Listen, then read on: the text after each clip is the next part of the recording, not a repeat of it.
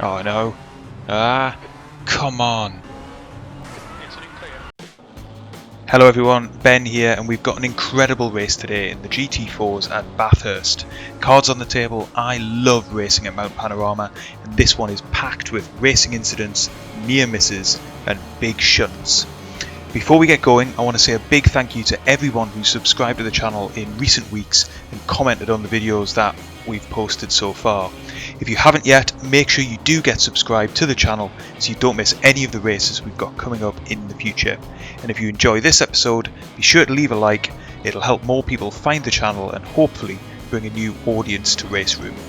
Now then, we start today's race in the mid-pack. It's never a great place to be at Bathurst, and right from the opening lap, it's full of drama. Let's go to the grid.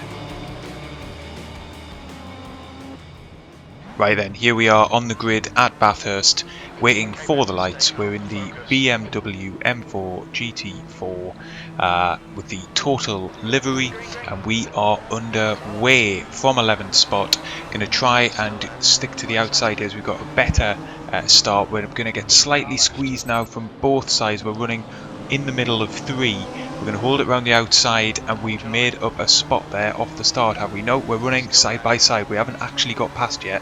We're going to try and stick to the draft of the guy in front, but unfortunately he's took now back onto the racing line, so we're on the inside.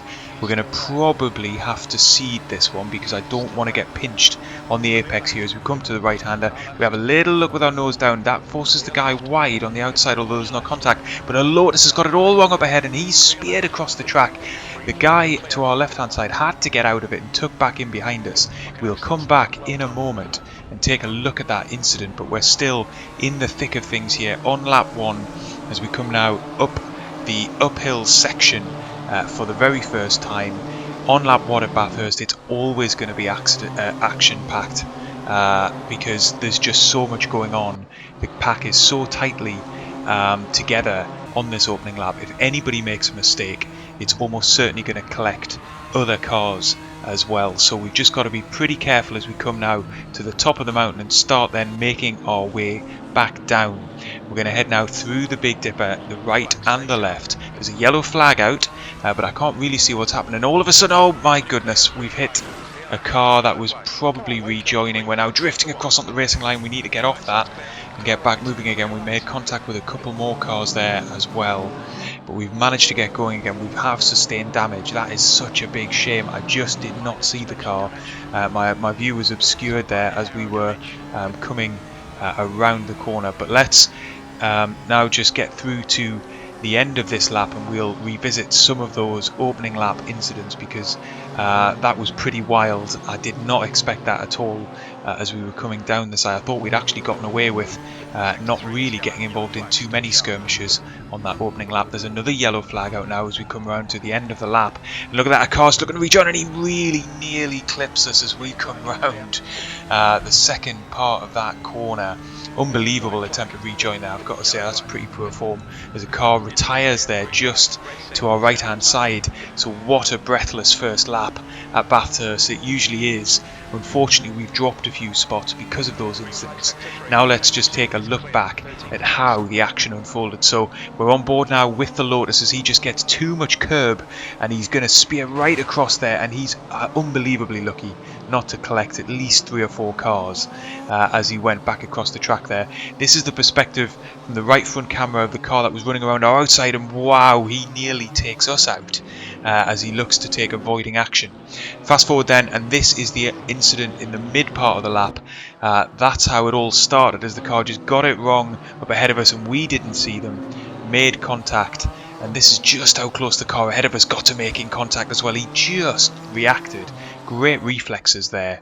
And then finally the third incident of that opening lap, a Lotus just getting it wrong onto the grass and then is kind of beached on the curb right on the racing line. There's cars having to make a pace of action all over. He doesn't really know whether to come forward or go back, and then he makes contact by just doing neither really and getting stuck in the middle. We just about miss out, and eventually he's able to rejoin safely, but a real mess there for him. I've got to say, I wouldn't be overly critical of any of the drivers on the opening lap or really generally at Bathurst when incidents unfold. it's really difficult, particularly on the mountain section, because the track is so tight. If you're sideways, you're almost certainly going to collect somebody else.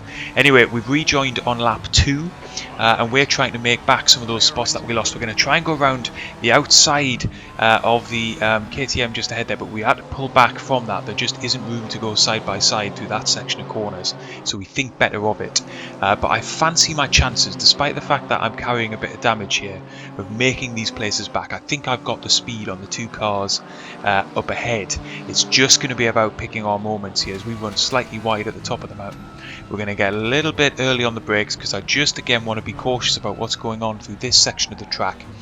We swing now to the left hand side. You can see there the BMW up ahead gets it slightly wrong, so now we're going to get a run on the cars up ahead. We managed to squeeze our way through as the KTM had got out of the accelerator, and that is one of those 2 places back. But look at this, just as we come now onto the Conrad straight, a car was sideways. We just get around him in time, and this is how that episode played out. He just span it going into that corner at the downhill section of the mountain, and look at how close he is again to picking up 3 or 4, and he's reversing across the racing line.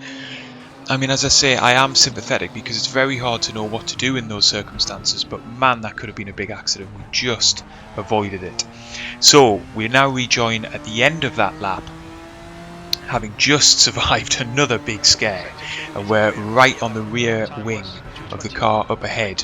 10 minutes left to go in this race. We haven't had time to draw breath. We're in 11th place. We've now got the inside line, but I doubt we're going to have the speed, given the damage that we're carrying, to pass him in a straight line. We're going to have to probably do it under braking or into one of the twisty sections of the mountain if we can just be a bit more confident through those corners than he is. We're going to have a little look down the inside, but we don't have the overspeed to do it, so we tuck back in and just look to follow him through this early section of corners as we start the climb up the mountain for the 3rd time in this race. He's very early on the brakes there, so we're going to take a look. We're going to force our way down the inside. There's a little bit of contact, but nothing too serious, and then we're able to now run side by side. It's going to be a case of who holds their nerve here, and eventually he ducks back in. He knows he can't run side by side with me through that set of corners, accepts that I'm quicker than him at this stage of the race at least, and gives the position. So we're back up now into 10th place. So after 2.5 pretty intense laps, we've managed to make 1 spot up on where we started in this race, and given I was pointing the wrong direction during lap 1, that's not bad going. So now at this stage of the race, I was really focused on, can I close the gap to the driver up ahead in 9th place and potentially get a top 10 finish. But as we come round now to get onto the Conrad straight again, unfortunately I just wasn't able to make that time up. Carrying the damage that we were, although I lapped cleanly and I lapped pretty quickly to get the gap in the end down to just 3 seconds. As we're now on the final lap of the race, you'll see, although we've definitely closed the gap up to the car ahead, you'll see he's in shot here as we come across the finish line. We weren't able to get close enough in the time that we had left to make up any further positions, but to be honest with you, given just how action-packed those opening laps were, I'm just really pleased to have brought the car home in a decent position. We could have been out of the race on lap 1. All in all, a really enjoyable race. Bathurst always delivers. It's such great fun to race, and by and large the standard on the ranked servers and RaceRoom is as high as ever. Anyway, I hope you've enjoyed the episode. If you have, leave a like, make sure you subscribe to the channel so you don't miss an episode we have coming up in the future, and I'll see you next time.